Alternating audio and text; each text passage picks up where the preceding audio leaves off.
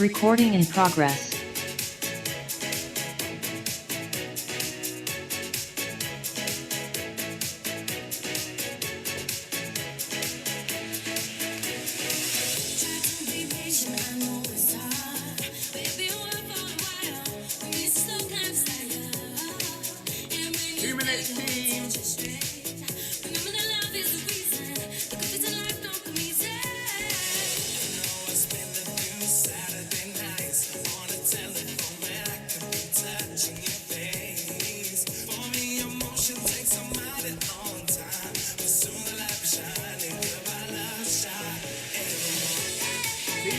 Craig, AJ, Julie, Sarah, Kerry, how are we all? Why is nobody dancing apart from me?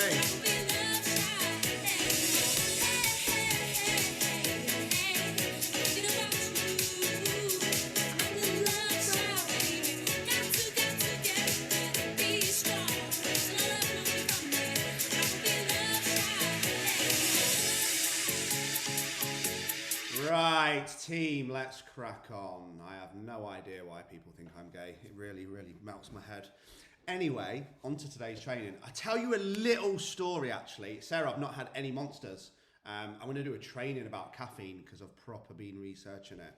I'm trying to avoid this mid-morning slump and also trying to avoid the peaks and troughs and also trying to avoid then not being able to sleep at 9 o'clock at night because I'm still wired on caffeine. So yeah, I'm actually going to do a training on that. Today's training is really important, so listen up, especially if you maybe have a little bit of feeling that you're not in the career that you should be, or you maybe are in the career you should be, but you're not doing it in the format you want, and there could be a different way to do it. But a little Jack and Ori before we start. So obviously you can see I was very, very into that song. It's called Love Shy, H2O featuring Platinum. I think it's a Soul Avengers remix. Anyway, I think you'll agree. Cheesier than a ball of mozzarella, right? And that is one of my favourite songs. I love it. It never fails to put a smile on my face. The combination between the pianos, the female vocal, the male vocal, the words, what they're singing about. Yeah, if we go back to, so we went through 3 periods. We went through Lee Freeman, the DJ. This is completely off topic, as usual. We went to LNF Project, which was quite successful, which was myself and Steve Lynham. We played Croatia at Hideout Festival, played at Snowboarding Festival, some other big gigs. Prior to that, there was LJ Freeman, as in a previous life, when I was married to Esther. Her surname was Jones, and I was actually Lee Jones Freeman. And I also I thought it was cool that LJ sounded a bit like CJ, and CJ McIntosh was a DJ who I originally liked. Anyway, the point is, how long did it take me in that journey to get to my own identity? When I first started out, I played songs that I loved like that, and then I skyrocketed. And then, as I skyrocketed, I started to hang around with lots of other DJs, and I was supporting people like Sasha and John Carter and various other people on that level. Even Dubfire. I warmed up for Dubfire, who's one of the biggest techno DJs in the world. And I just completely started to do exactly what we've discussed in these trainings. I changed my production, I changed my style, I changed my sound, I changed everything to fit in. I thought, I can't play a song like that. It's fucking like Cheesy Balls wedding music, isn't it? I can't play that. I were warming up for Hoxton Hawes. I were warming up for I warmed up for pretty much every major artist in the world. I warmed up for Jamie Jones multiple times. Warmed up for Sasha. And I was never myself. I was trying to fit in with who I needed to be on that night to think I was cool. And it took me probably, all that time throughout my career to just I remember sitting down with Carlo Gambino in Australia, who's a good friend. Had a couple of records signed to his label amongst others, and I just said to him, I'm not happy. And he says, well, why are you not happy? I went, I'm just making music that I don't like. I'm making music trying to get it signed. I'm making music trying to make it as a DJ, trying to make it as a producer. And he was literally like, because he's very authentic, he's very talented, but he's probably never made it to the level he was if he lost his authenticity and followed the crowd. And he was just like, his head was smashed to pieces. He was like, just start making what you love. And that's where Coming On Strong came from. That's where Free Love came from. That's where the podcast that went to number 6 in iTunes came from. You know, Need You Want You, that's where that came from. All those tracks. So it's crazy when you think about it and take away from this what you can and where you are. It really took me almost 20 years of music production and DJing to realise that actually I just needed to be who I actually was 20 years ago and be myself. And the crazy thing is, all these people that I wasn't releasing certain music because of, or I was releasing music to fit in with, or I was sculpting my sets to fit in with, were all other DJs. How ludicrous is that? Are other DJs going to pay to come to my gigs? No. Are they going to listen to my mixes? No. Are they going to employ me? No. Do they have any relevance to my career other than that I see them as peers and I'm trying to fit in with them? No. It's the most ludicrous thing in the world. But yet, I would be playing to the 3 other DJs who I saw as better than me in the DJ booth, not the 3,000 people on the fucking dance floor that were there ready to go. So again, take away from that what you want. But when we've discussed this about, you know, dressing a certain way, speaking a certain way, acting a certain way, or just generally not being true to who you are because of how you think people will respond, or you're not comfortable with the real you, just get a handle on that and changing it. Because the second that Coming On Strong went to number 2 in the Beatport charts, like 5 years before that, I would never have dreamed releasing that, because I'd have, oh, I can't do that. What will Denny think? What will Sasha think? What will people think? I think I'm cheesy. And it's not about them, it's about you. So in any area of life, which builds nicely into this actually, certainly careers, you know, relationship, hobbies or anything, don't do anything to fit in. Like, I promise you, when you just zone out and get that handle on, as we discussed, that one, it's your ego. The truth is, none of those other DJs were thinking anything. They didn't, remember what we said in the last training, they didn't care enough about me to have an opinion on my music. That was my ego. They probably weren't even listening to what tracks I was playing. When I'm in the DJ booth, I'm not really listening to what the other DJ's playing. I'm not stood there judging him, thinking about, oh God, that's a bit cheesy. Can't believe he played that. All in my own head. All my own insecurities. Nothing to do with other people. And as we said in that last training, you'll go through these 3 phases of, you know, really caring what people think, pretending you don't care what people think, to get into that point of realizing where, you know, actually, Lee Freeman, nobody really gives a fuck about you or your life or your music or anything at all, because you're not important enough to any of those people for them to have an opinion on you. And 99 out of 100 of them are too busy living their own lives to give a fuck. So just be you, be authentic. Remember what authenticity is. It's not something you develop. It's the easiest thing in the world, right? Being your authentic self is the easiest thing in the world, because not being your not authentic self means you're not doing things because you're worried people will laugh at you, mock you and judge you, because you're actually wearing a mask of insecurity. So bringing into today's training, do you think I'm going to get any dance gigs off of this, by the way? What do you think? Like, no, I don't. So formal education and learning will help you make a living. Informal education, passion and authenticity will help you make a fortune and change the world and impact lives. Now, my role is not to convince you how to live your life.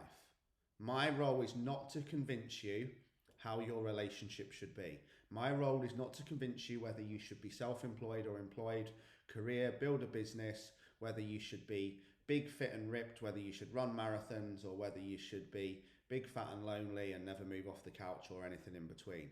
We all are where we are on our journey at this point in life. It's not my job, nor do I have the right to convince you how to live. You should be this way. No, you should be where you are based on what you want and the actions you're taking. My job is to hold up this big, fat mirror, probably a bad use of terms. My job is to hold up the mirror and to show you the possibilities of your life, which I hope to do today. My job is to be the invitation. My job is to be the example. My job is to be the lighthouse, not the tugboat. Whether it's Logan or whether it's for you guys. I'm never going to force Logan to do anything. Obviously, I would love him to play rugby. It's one of my biggest passions, but I'm not going to tell him that he needs to play rugby. I'll show him how much fun rugby is, give him the opportunity to try it, and after that, it's up to him. So you can show the possibilities, be the invitation, and be the example. But the question that I want you to take away from here, and if you don't comment now whilst you're watching the Zoom, or comment post-training on YouTube, or you can do a post in the Facebook group or the WhatsApp group, it's up to you. But again, if you don't do the thing, again, ask yourself why. Ask yourself this question: do I really want to change? Because the truth is, people who don't change and don't take action are really, truly more committed to who they are and staying where they are and the limiting beliefs and habits and actions that have led them to be there than committing to the change that will be the road and the possibility to the life and the things that they keep saying that they want. You know, and that's the honest truth. At one point, I was more committed to DJing and partying every weekend than I was to the things that I kept saying I wanted, like a happier, healthier life. So I've been there, I get it. So what is the big purpose of life? And I asked myself this question. And this next series of trainings is going to be posted on this. And I think when I actually answer this question, I don't think in a million years, in a million attempts, any of you would guess what I'm about to say. For me, the big purpose of life is to learn how to love unconditionally. Now that might sound very deep. Why is he talking about unconditional love again? How can that be a big purpose? What does that actually mean? But bear with me. I've done a previous training on, in order to live a life that you love, you need to love all people. There's not good people, there's not bad people. There's not positive people, there's not negative people. There's just people who are exactly where they should be on their journey at that moment in time, based on their emotional intelligence and the tools and experiences that they've had available to them up until that point. And when you can truly understand that and come from that place, not judge, not mock, not laugh, not anything in between. I'm not there yet, trust me, this is why I'm working on it. That is the big purpose. Imagine being that person that just goes through life. They love everyone, they love everything, they love every experience, they love every day, they love every person. They just love life and everything in it unconditionally. And that is how we learn to master our own life story. And that is what this next group of trainings is going to be on. This is why I've slowed them down a little bit, because I want them to be masterpieces. I want them to be more poignant and be things that are legacies and that are left forever. So life can often be filled with drama, chaos, challenge, adversity, trauma, and all these other things in between that leads to creating fear, confusion, worry, anxiety, stress, and generally negative energy. So life is filled with these things that create these emotions. Now, what we need to realize is that is where so many people live. Remember, if you don't fill your life with tasks that inspire you, other people will fill it with their drama. If you don't create passion, your life will be filled with chaos. If you don't create purpose, your life will be filled with meaningless things. So if this entire world, and again, you guys know I haven't watched a newspaper or watched a newspaper. I want this one to be a masterpiece. I haven't read a newspaper or watched the news for well in excess of 10 years now. I didn't even watch it in COVID. I didn't care. I'm like, nah, whatever the update is, let me know. I'm not wasting my time watching that. I'm not giving it my energy. So if there's all this fear and drama and chaos and travesty and challenge and everything that we all believe that we deal with and we face and we have to cope with every day, how is it that yet through that chaos, through that drama, through those clouds, through that darkness, through those adversity, that so many millions of people are thriving, are living their best lives, are creating positive change, are impacting others, have incredible relationships, incredible careers, incredible bodies, are living from a place of prosperity, are living from a place of abundance, give nothing but love and positive energy, and are living their dream life? How is it that possible? How is it so different? How can, you only have to, I now go to Coffee House, which is near here, not only because they do a banging poached eggs and avocado on sourdough, but I just love observing the people in there. How is it that you can on one table have two people who are having a conversation, it's energetic, it's positive, they're talking about focus, purpose, driven, meaningful things, they're loving, they're smiling, they're laughing, they're having fun, and yet on the exact table, on the other side, you have two people, similar age, same sex, similar everything, all they talk about is drama, chaos, negativity, what's bad in the world, cost of living, depression, anxiety, what's wrong with the youth of today, what's wrong with their parents, what's wrong with their kids, basically what's wrong with everyone in the world.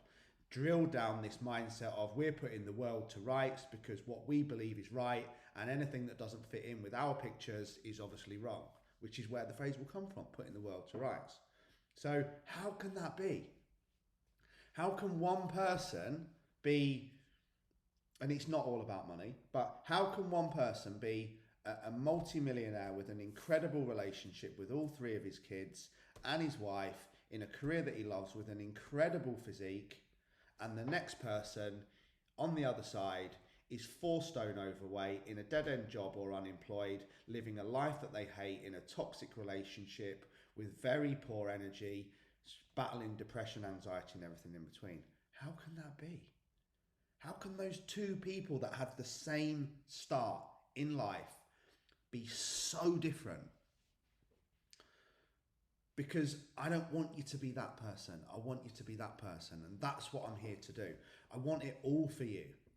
I want you to live your best life. I want you to live your dreams. I want you to have happiness and fulfillment in every area of life. But this isn't just going to happen. We need to work on it, okay? We must be the change in this world. Each and every one of us.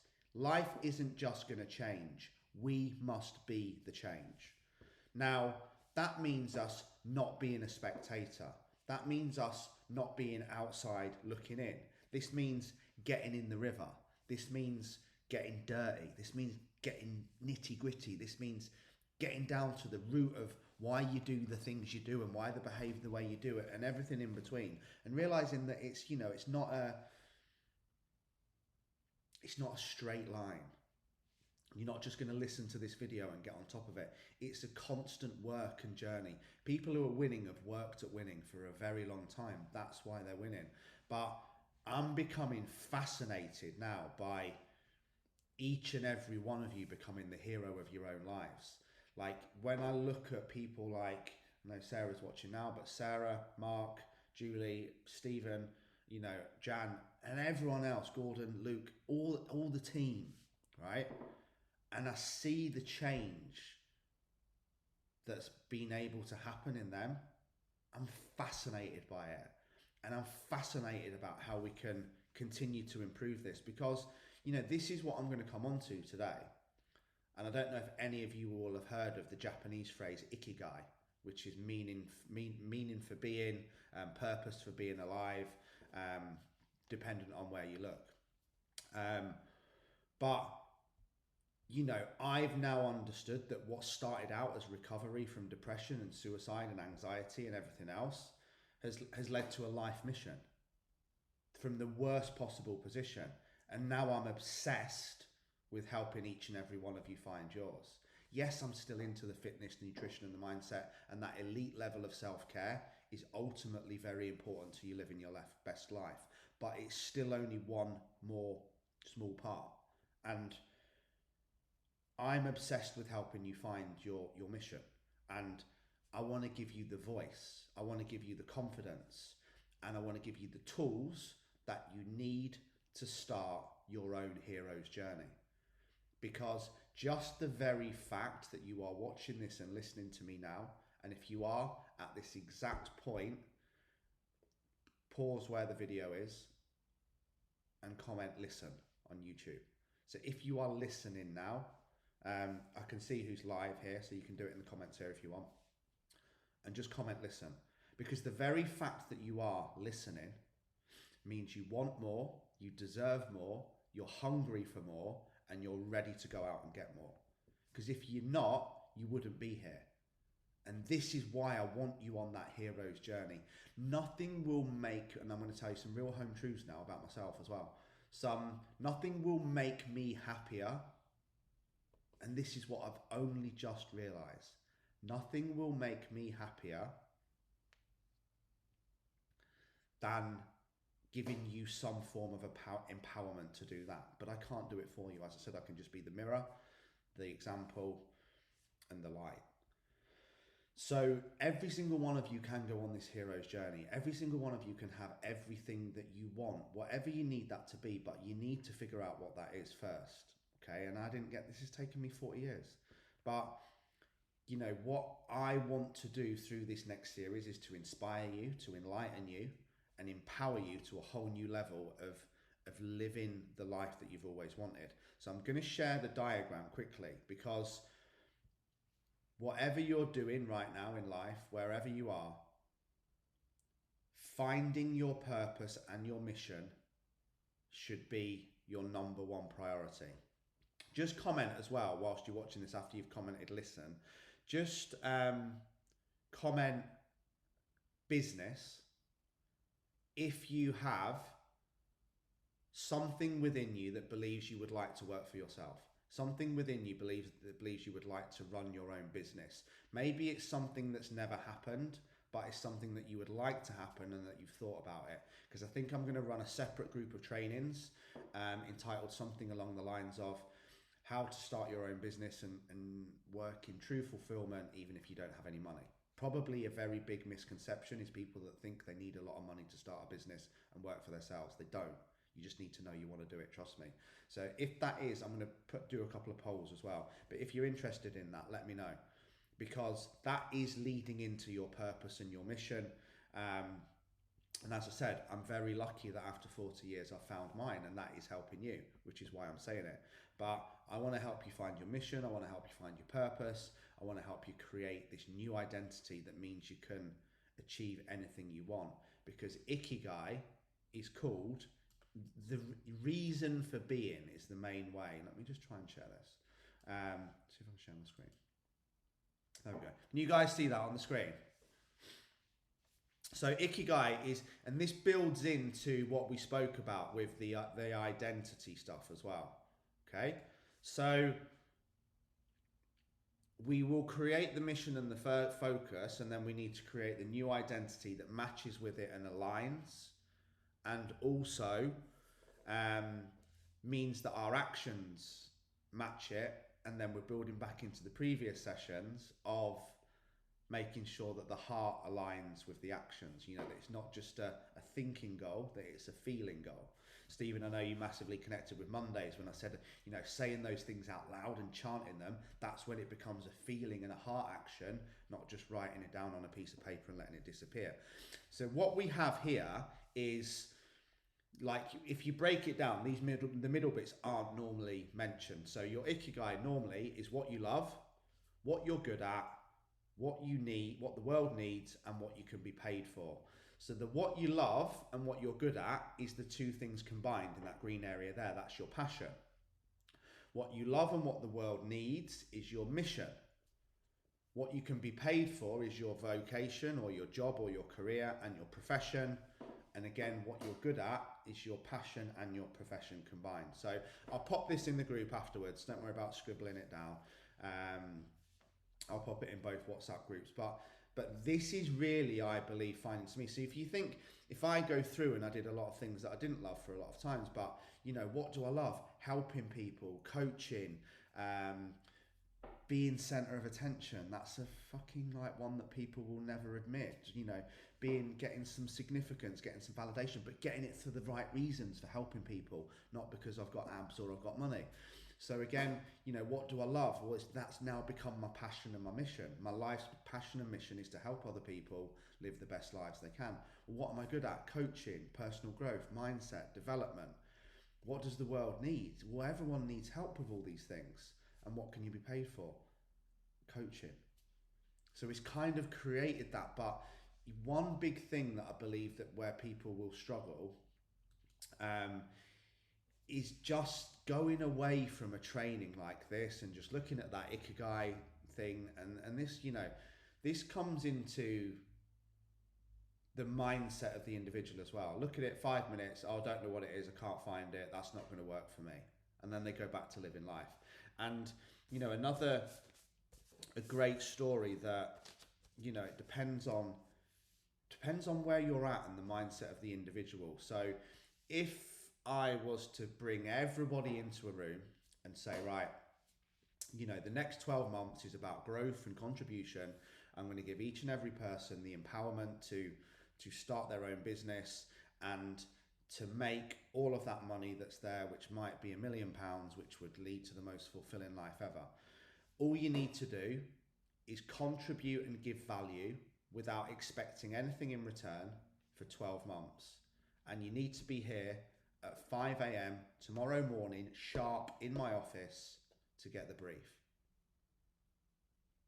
What would be the difference of response? Some people, can't fucking get there for 5 o'clock. I'm not getting up that easy. Oh, it's no point, I don't really care what he says, that'll never work for me. And people will come up with a tirade, is that the right word? I don't know. A plethora of reasons why they can't be there, why it won't work for them, why there's no careers that they want to do, and everything in between.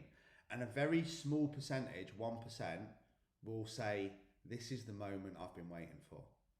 This is the moment I've been waiting for my entire life. And again, it's not about the money, it's about finding the purpose to do the things that you love. And it very rarely happens in 5 ways you can make money, right? And it's not all about money. You can earn it, which is exchanging time for money, which will never lead to true freedom.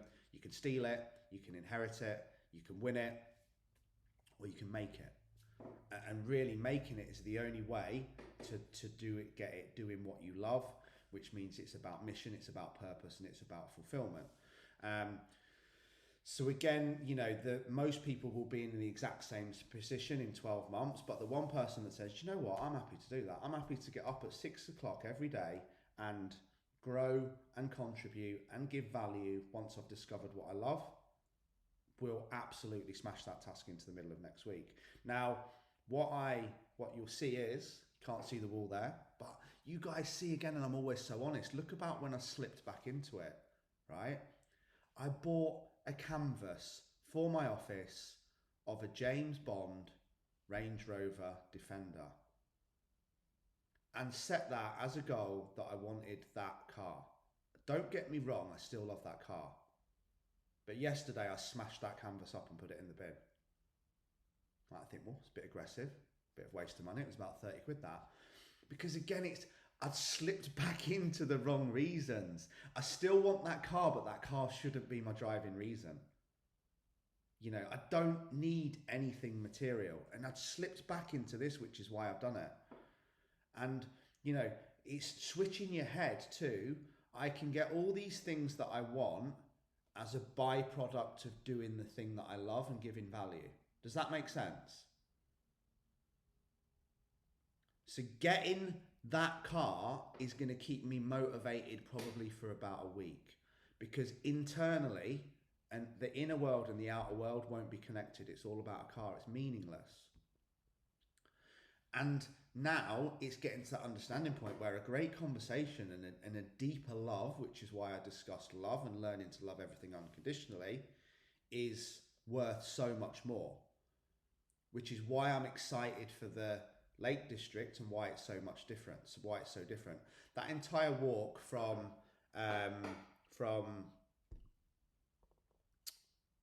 Dalegarth Steam Railway Station to into St Catherine's up to the top of Stanley Guilford's waterfall, it's not more than 45 minutes if we're moving fairly quickly. And again, it's not more than 45 minutes back down. There's multiple things where I've told you guys, they've created a concrete platform that goes over the ravine as like a viewing point. Just standing on that is like my stomach and my balls went. And then even worse than that, it's grated on the bottom so you can see all the way down into the ravine. So we're going to do a little bit of overcoming fear stuff there. Again, people can swim and do dips. People can jump off the big bridge, the little bridge, the medium bridge on the way back down. Loads of fun stuff if people want to get involved. But most of all, the day for me is going to be about conversations, is going to be about people connecting, people getting in touch with themselves away from, by the way, you can take photos, but there is no phone signal, there is no 3G, and there is no Wi-Fi in the entirety of this area. And again, I've done that for a reason. So, you know, we have really up to 6-7 hours if we want, but the actual part of the task is only really 2 or 3 hours, the walking and the main bits, because I want it to be about talking. I want it to be about connection. I want it to be about conversations. I want it to be about love and all these things. Not, again, let's see how much we can smash it out in a certain period.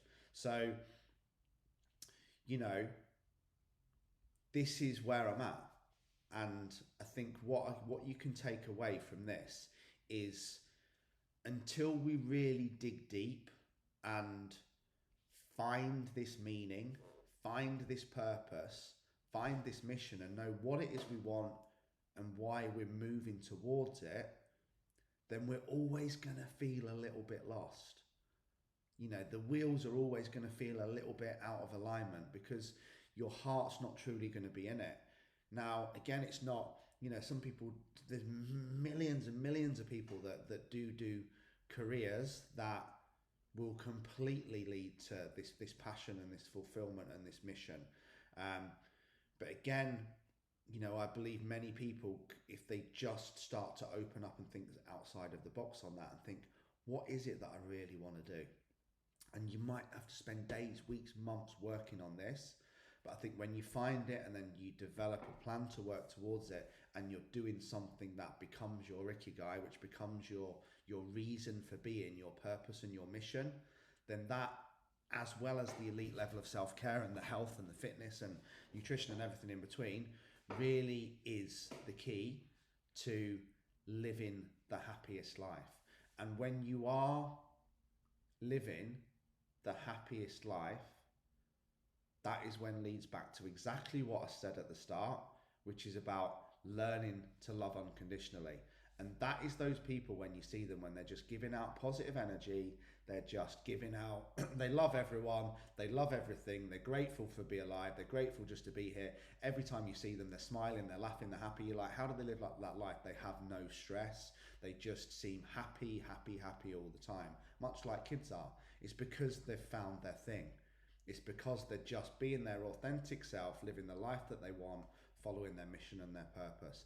So today's task is really, take away that document, and drill down on it and start to think deeper, start to ask more questions, start to look more inside your head, start to look more inside your heart, and think about, what is it that I really want to do? How do I really want my life to look? What are the barriers that are holding me back? And what can I start to do one day at a time? As I said, I'm not recommending that everyone goes out and ends their toxic relationships and quits their jobs by 3 o'clock afternoon. This afternoon sends me a WhatsApp telling me they've done it because they felt inspired by the training, and I'm like, whoa, whoa, whoa, whoa, whoa, let's just slow down. Take your time with it. But honestly, I think the deeper you look into it, into finding your mission and the purpose, and when we do, everything else then falls into slot, and that's when we become authentic. That's when we start to give out this positive energy and love, and we're just happy all the time because we're happy doing what we're doing. Guys, I love you all. Have an amazing day, and let me know how you get on finding your passion.